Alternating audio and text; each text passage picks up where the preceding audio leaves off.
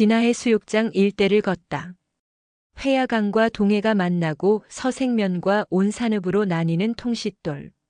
통싯돌은 명선교에서 회야강 안쪽으로 약 10m 지점에 아주 작은 크기로 물속에서 머리를 내밀고 있다.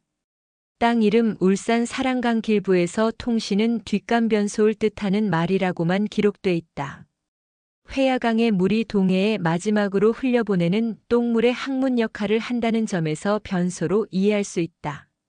그러나 통시는 경북을 중심으로 경상도 방언이지만 울산 지역에서는 통시가 아닌 똥구당 정랑이라 한다. 따라서 이 돌은 회야강과 동해가 만나는 곳이기 때문에 통숫돌이 통싯돌로 와전된 것으로 추정된다. 지천으로 자생했던 백합조개와 바지락이 사라진 작은 불. 명선도와 팔각정을 중심으로 왼쪽의 작은 해안은 작은 불, 오른쪽의 큰 해안을 큰 불이라 한다. 서생면지에 작은 불은 기록돼 있는데 큰 불은 없다. 여기서 불은 불탕의 축약음으로 해안가를 말한다. 예전에는 이곳에 참굴과 백합조개, 그리고 바지락 조개반지래기와 무지개고등 등이 많이 자생했으나 모두 멸종하고 지금은 참굴만 채취할 수 있다. 경치가 빼어나 신선들이 놀았던 명선도. 명선도는 서생면 진아리 앞바다에 있는 섬이다. 이 섬은 여름에 매미들이 많이 운다고 해 명선도라 불렀으나 지금은 옛날에 신선들이 내려와 놀았다고 해 명선도라고 한다.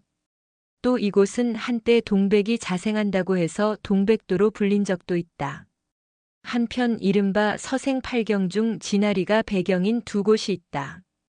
고기를 잡아 명선도로 돌아오는 돛담배라는 뜻의 선도기범과 대바위 초동들의 노랫소리라는 뜻인 대암초가가 그것이다. 명선도 서남쪽 해안의 황금어장 미륵돌. 미륵돌은 명선도의 남쪽 해안에 있는 바위들의 무리를 가리킨다. 이 명칭은 불교의 미륵과는 관련이 없는 것으로 판단된다. 해산물 채취를 미뤄둬야 할 돌이라는 뜻으로 보아 미뤄돌이 미륵돌로 와전된 것으로 추정된다. 이곳은 전복 치패를 방류해 진화어 촌계에서 엄하게 관리하고 있다. 전복은 음력 8월과 섣달 두 대목에 어촌계에서 날짜를 정해 해녀들이 2일 동안 채취할 수 있다. 이곳에는 전복, 낙지, 밤고둥 등이 지천으로 자생하고 해초로는 돌미역과 톳 등이 많이 난다. 진화해 수욕장으로 다시 태어났지만 서생면지에 자리 못 잡은 큰 불.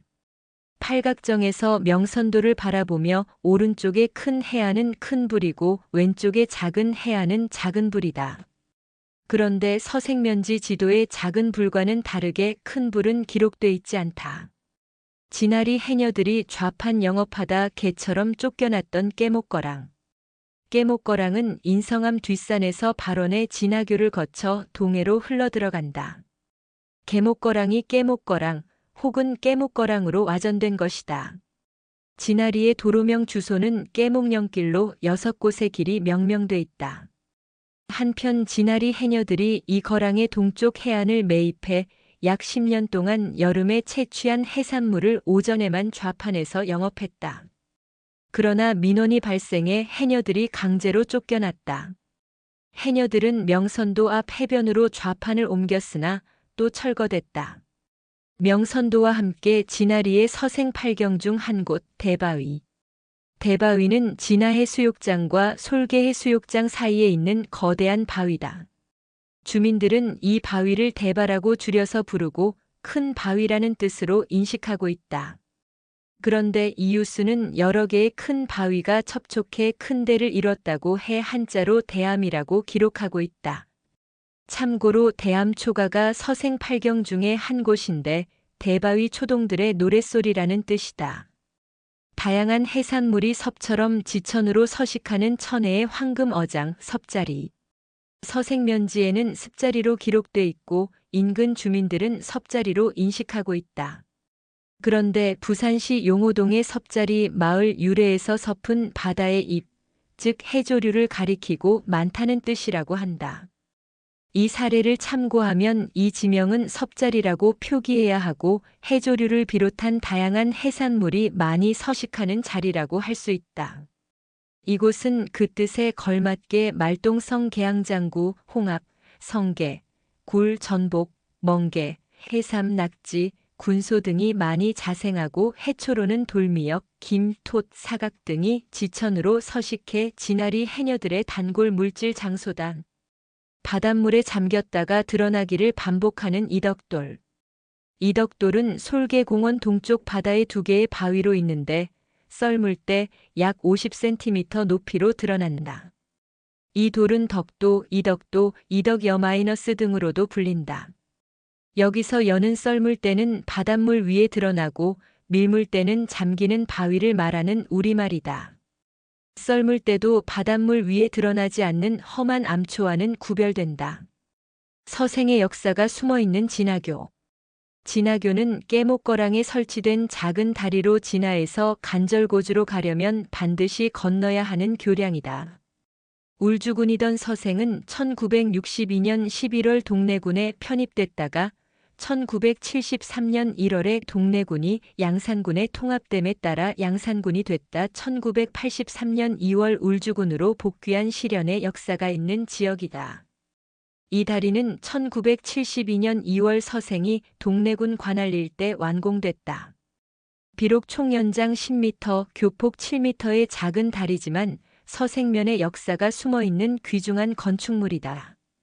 깨목거랑은 서생 소류지에서 진화해 수욕장으로 흘러가는 거랑진 하천을 말한다.